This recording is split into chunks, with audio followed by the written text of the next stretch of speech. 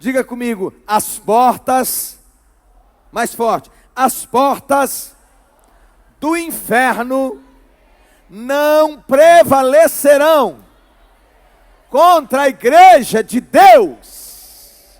Mais forte, as portas do inferno não prevalecerão contra a igreja de Deus. Mais forte, em uma só voz, agora vocês sozinhos. 1, 2, 3.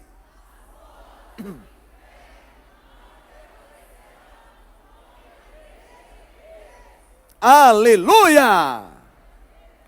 Glória a Deus. A igreja primitiva, a igreja apostólica, ela nasceu debaixo, sob um tempo de muita tensão. Israel estava debaixo do domínio do Império Romano. Tanto é que poucas décadas depois, na década de 70, Israel foi destruída. Jerusalém. Nesse tempo em que a igreja era perseguida, no ministério de Jesus ele foi perseguido, os apóstolos foram perseguidos, foram presos, açoitados, e cada vez que eles abriam a boca para falar da graça de Deus, milhares se rendiam ao Senhor. Tempo de luta, tempo de guerra, de dificuldade, de pandemias, é tempo de depuração. É tempo de voltar para Deus. Por isso o Senhor nos deu aquela música. É tempo de voltar para Deus. Alguns sumiram? Sumiram. Mostraram o nível de fé que eles tinham. Em toda a igreja, no Brasil e no mundo, um bocado de gente sumiu. Por quê? Porque quando chegou a aflição, eles sumiram. E a aflição foi de uma forma muito interessante, através do pânico. Fique em casa, lockdown. Até hoje não tem confirmação científica de que lockdown faz diminuir o contágio. Mas eles insistem em fazer. A comunhão e as responsabilidades da igreja, João 13:35. Diz assim: nisto conhecerão todos que sois meus discípulos, se tiverdes amor uns para com os outros. Amar é um mandamento, amém? Independentemente da cor, da cara, do temperamento, da personalidade, do perfil comportamental, se você vai com a cara ou não, se você gosta ou não, se você é de Jesus, você tem que amar.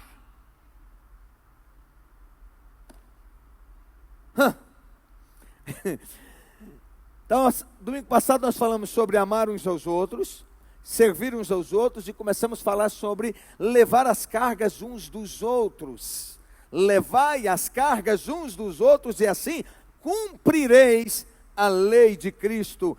Paulo escrevendo aos Gálatas capítulo 6, versículo 2. Aí pergunto, você conhece alguém que precisa de apoio? Você conhece alguém cuja carga tem sido pesada demais? E com sua ajuda poderia se tornar mais fácil? Se hoje alguém precisa, amanhã quem pode precisar seremos nós. A fé em Cristo não nos isenta de passarmos por lutas, por problemas. Pelo menos podemos contar como certo de que Deus estará ao nosso lado em todo o tempo. Dá glória a Deus.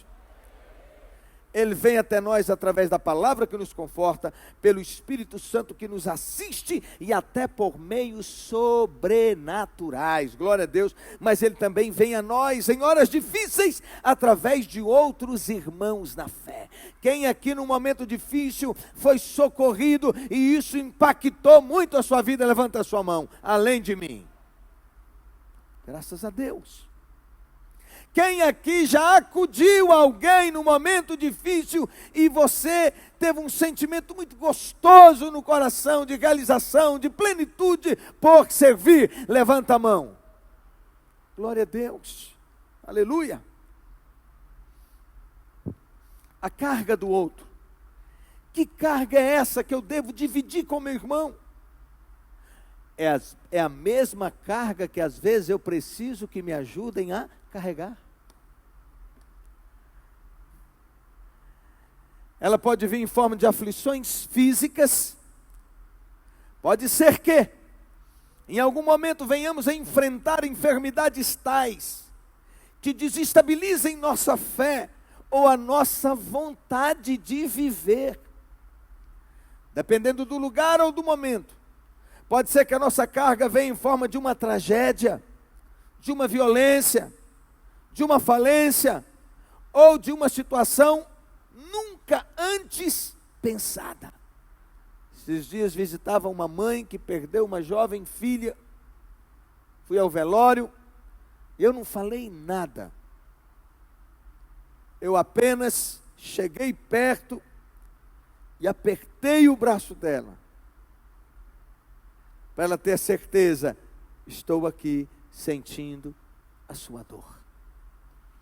E já tinham outros para ministrar, mas o fato de estar presente, de olhar para a pessoa, de esboçar alguma coisa, algum gesto, a gente está dizendo, eu estou sofrendo com você na sua luta, eu estou ajudando você a levar essa carga. Às vezes, essa aflição física vem em forma de uma falência ou de uma situação nunca pensada. Portanto, essa é a carga que devo dividir com meu irmão.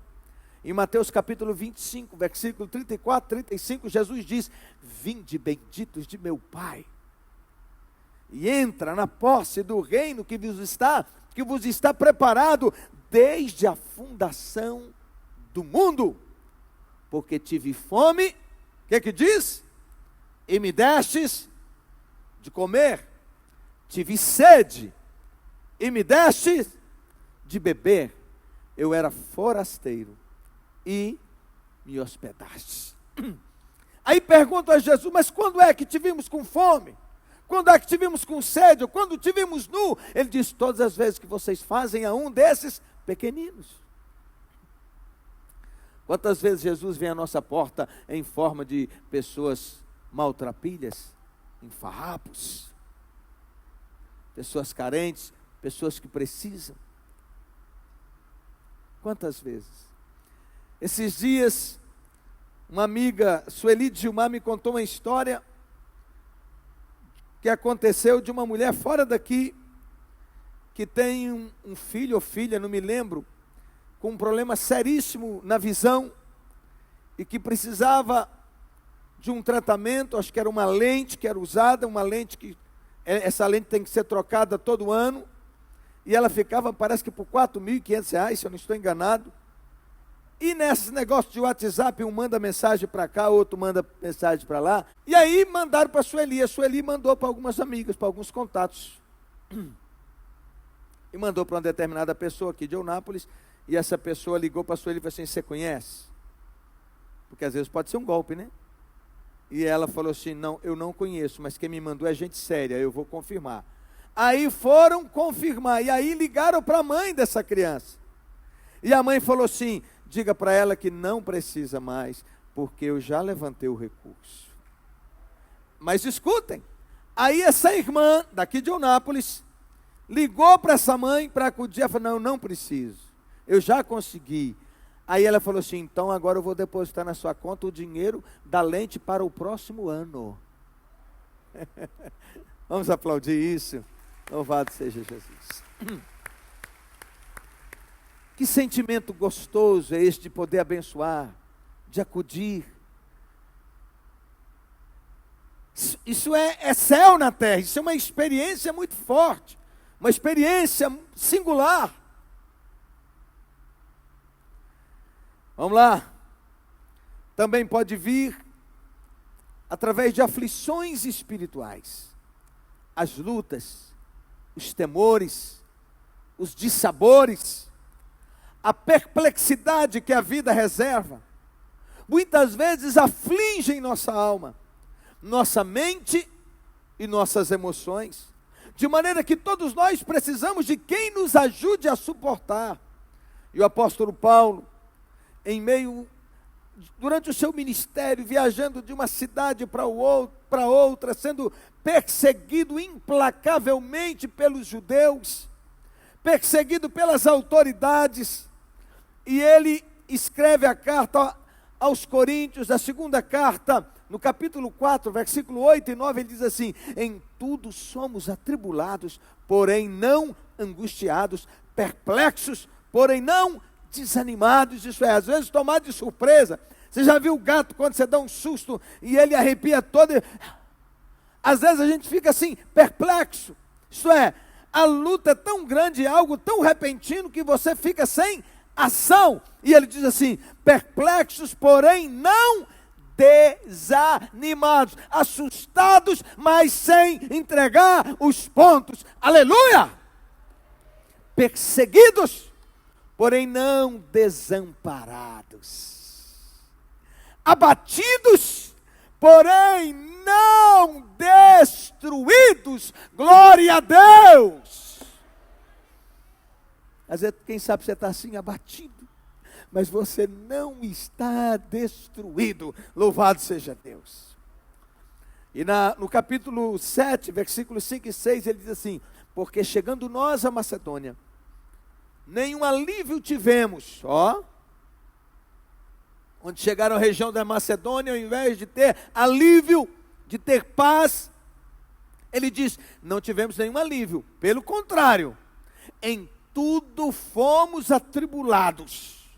E aí, ele faz entender que a luta se intensificou, que a luta se tornou maior em tudo, isso é, em todas as coisas nós fomos atribulados.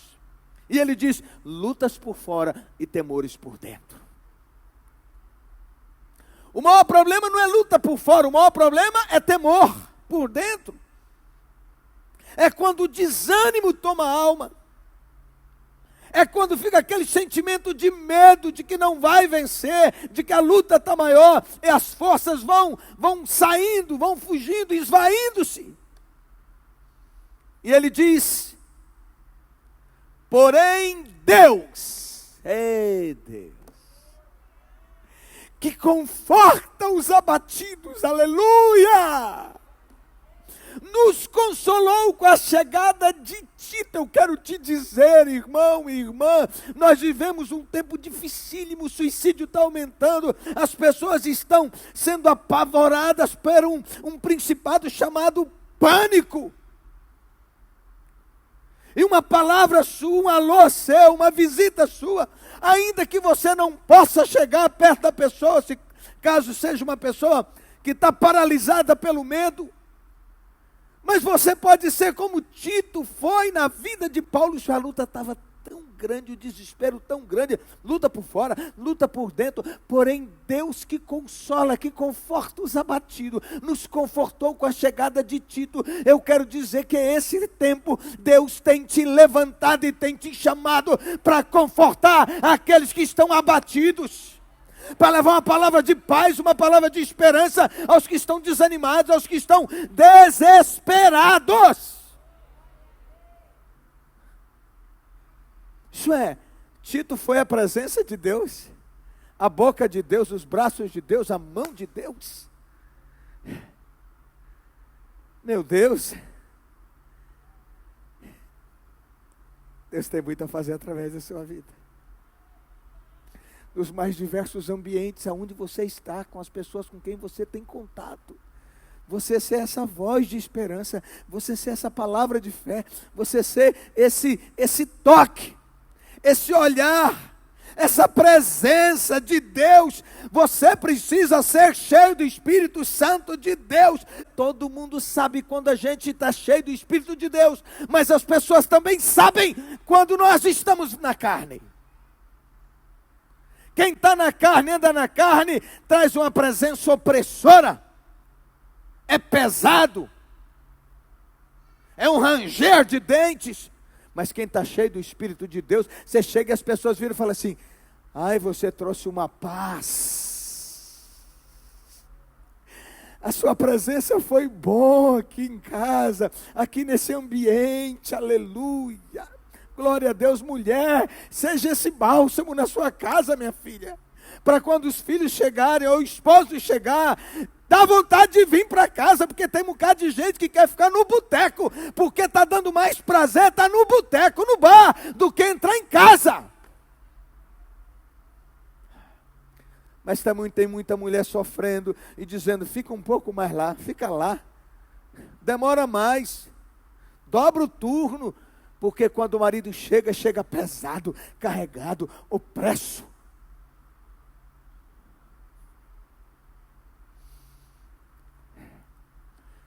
E não somente com a chegada de Tito, mas também pelo conforto que recebeu de vocês, referindo-nos à vossa saudade, o vosso pranto, o vosso zelo por mim, aumentando assim meu regozijo.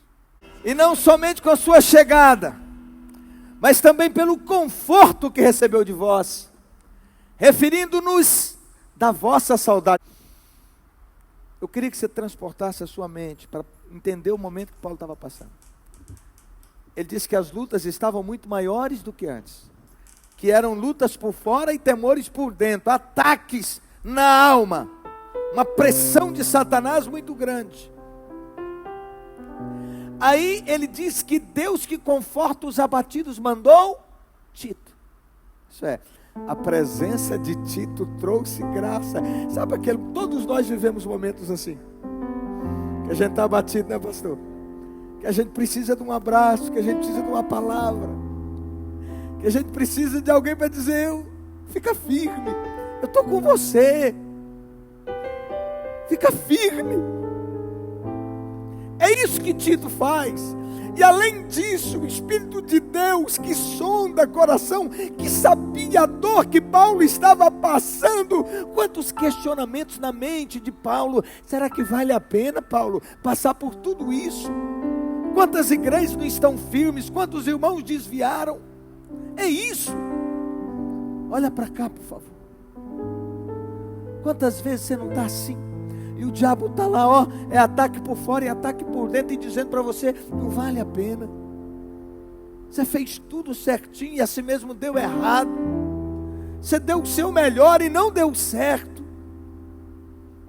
Quantas vezes líderes de célula, pastores, líderes de ministério, você investe, e depois você vê o discípulo saindo entre os dedos, voltando às antigas práticas, voltando ao pecado.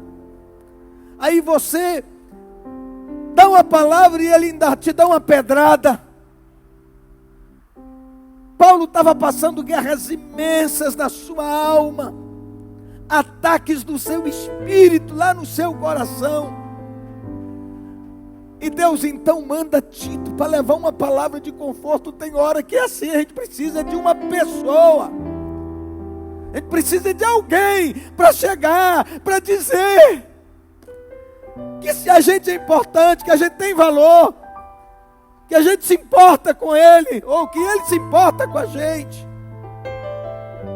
E ele fez mais.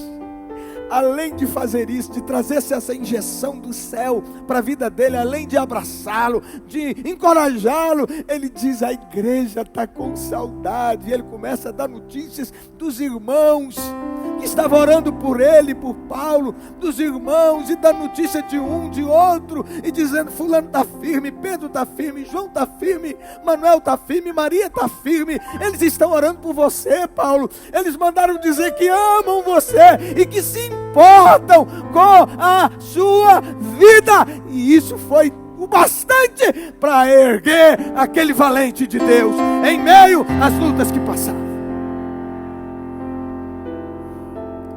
Eu quero dizer que você pode ser essa pessoa.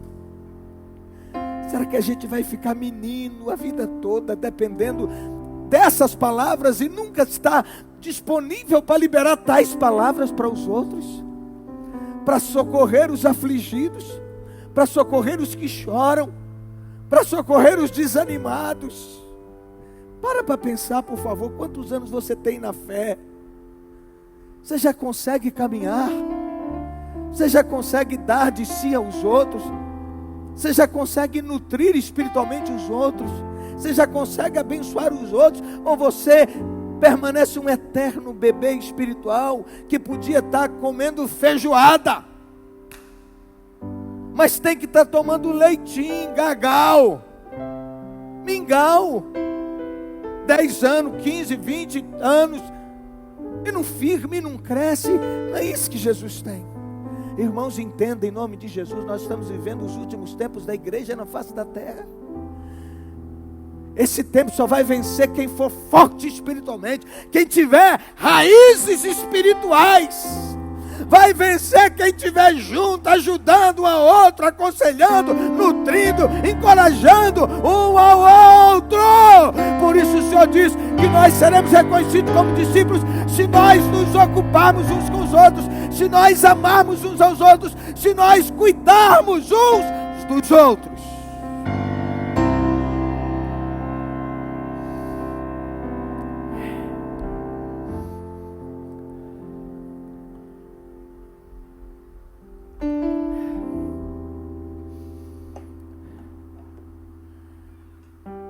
Mas a luta também pode ser em forma de necessidade financeira.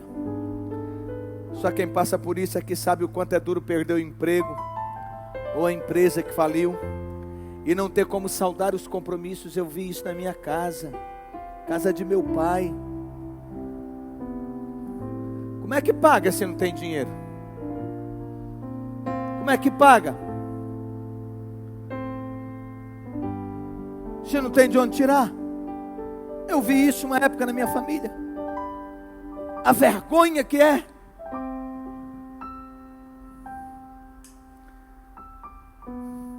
São somente circunstanciais, às vezes passageiros, mas que precisa de um socorro emergencial para que o fardo não se torne demasiadamente pesado. E nós podemos ser sensíveis à voz do Espírito Santo e socorrer aqueles que precisam.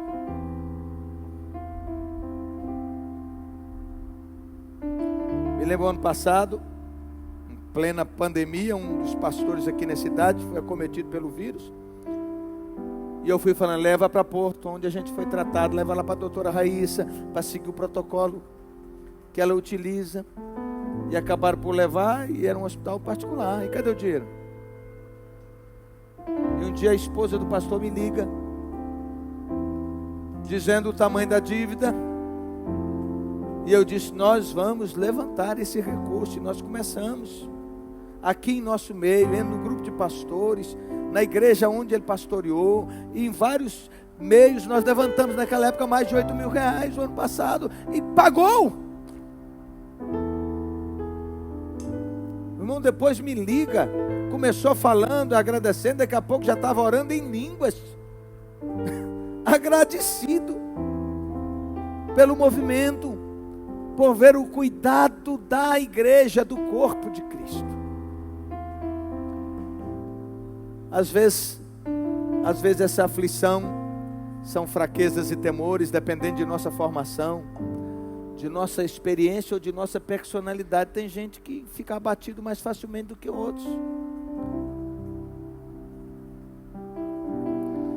Então, essas pessoas têm a probabilidade de tropeçar ainda maior. Pessoas mais introspectivas. E como é bom poder contar com um amigo de confiança nessas horas, alguém que nos estimule, que nos exorte, que nos oriente, que nos conforte, alguém que alivia a nossa carga. Romanos 14:1 diz, aceitem entre vocês quem é fraco na fé, sem criticar as opiniões dessa pessoa. Ajude, se preocupe, exorte, oriente.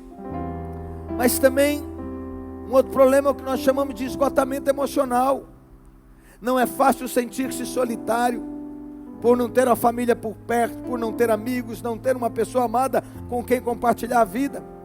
O isolamento, a saudade, o luto e coisas assim, só podem ser suportadas com um abraço amigo, com uma palavra, com presença, com companhia. Sabe aquele dia que você faz um churrasco, convite, pare para pensar assim, quem é que está aí precisando? Espírito Santo, quem está precisando de família, de estar em família nesse dia? Liga, chama, traz para perto. Filipenses capítulo 2, 25 e 26 diz: julguei todavia necessário mandar até vocês Epafrodito, por um lado meu irmão, cooperador e companheiro de lutas, e por outro lado, vosso mensageiro e vosso auxiliar nas minhas necessidades, visto que ele tinha saudade de todos vocês e estava angustiado porque vocês ouviram falar que ele adoeceu. Olha que coração esse Epafrodito. Ele foi o irmão escolhido pela igreja para levar até Paulo donativos, doações financeiras para sua manutenção. Só que depois que ele chegou lá, ele adoeceu.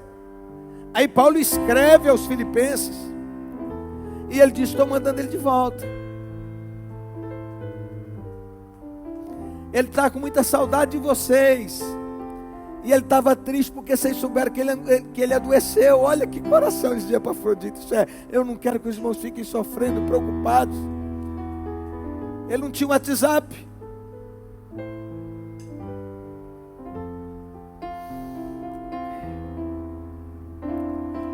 Como é que podemos ajudar os outros se nem mesmo conseguimos resolver os nossos próprios problemas?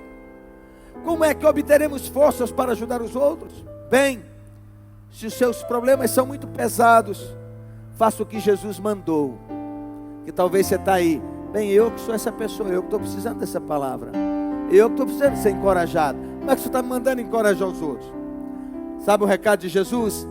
Tomai sobre vós o meu jugo e aprendei de mim, porque sou manso e humilde de coração, e achareis descanso para a vossa alma, porque o meu jugo é suave e o meu fardo é leve.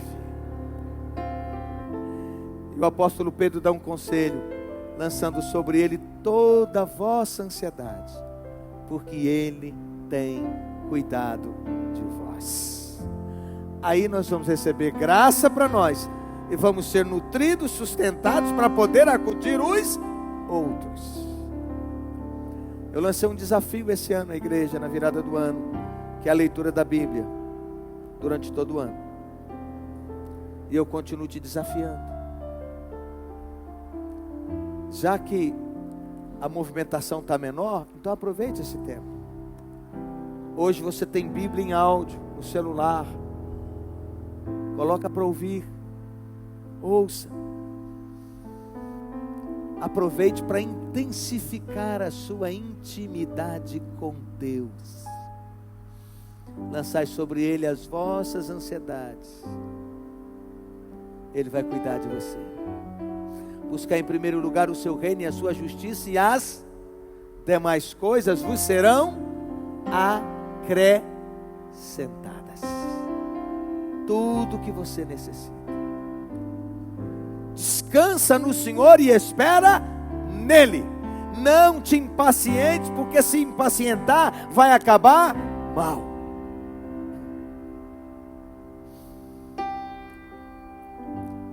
Outro mandamento recíproco é confessar os vossos pecados e orai uns pelos outros.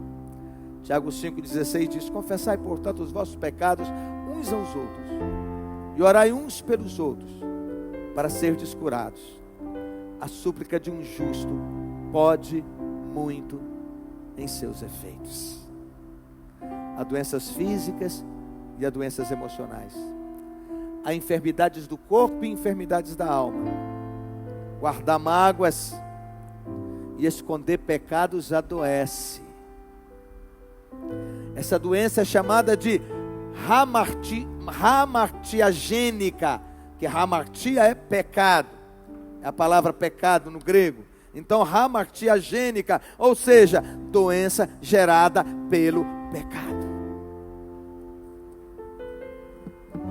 Eu me lembro uma vez, eu estava numa sorveteria, e chegou um pastor de fora, conhecia bastante a cidade, e ele cumprimentou a todos, e cumprimentou um homem, e depois olhou para aquele homem, e depois chegou para mim, e disse assim: é pecado, né? Porque o homem estava sem vida, aquela cara acabada, pesada. Assim como estava Davi depois do pecado com Batseba. O meu vigor se tornou em sequidão de estio. A tua mão pesava dia e noite sobre mim. Isso é, toda alegria foi embora. Por quê? Por causa de um pecado não confessado. Confessai, pois, os vossos pecados uns aos outros para serdes curados.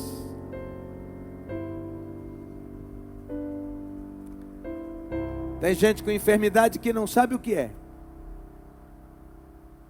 Mas quem sabe é pecado que não foi confessado, que não foi tratado.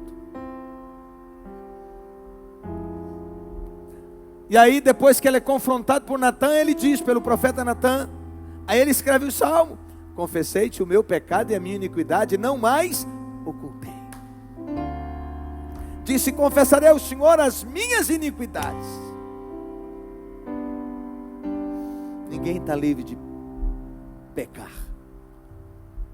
A Bíblia diz: quem está em pé, veja que não caia.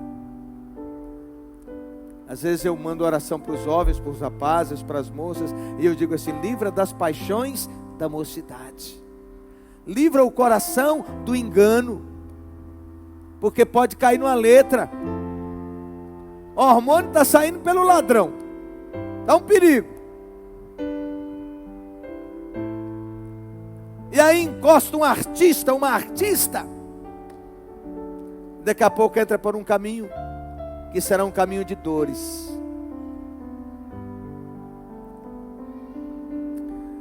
Confessai os vossos pecados uns aos outros para serdes curados.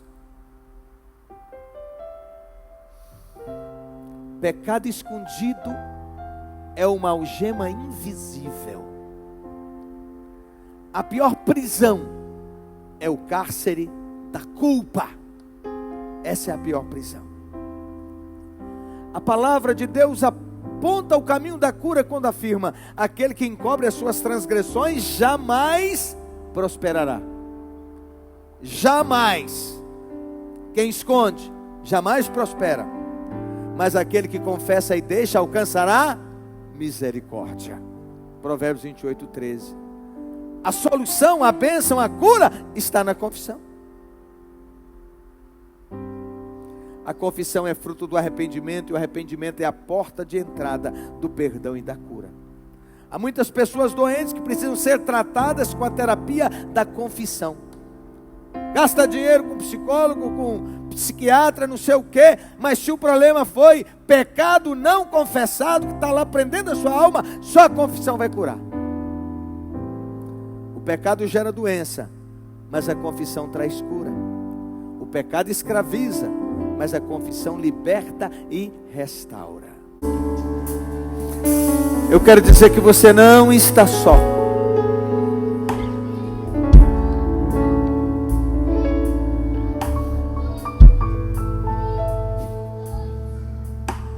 Você não está só.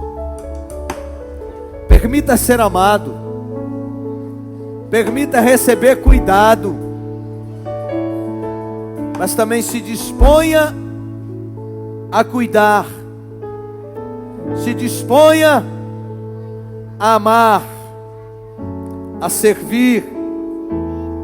Isso.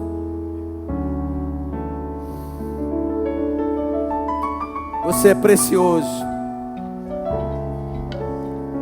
Jesus ama você e te mandou aqui hoje para ouvir que você não está só. Eu te abençoo. Em nome de Jesus.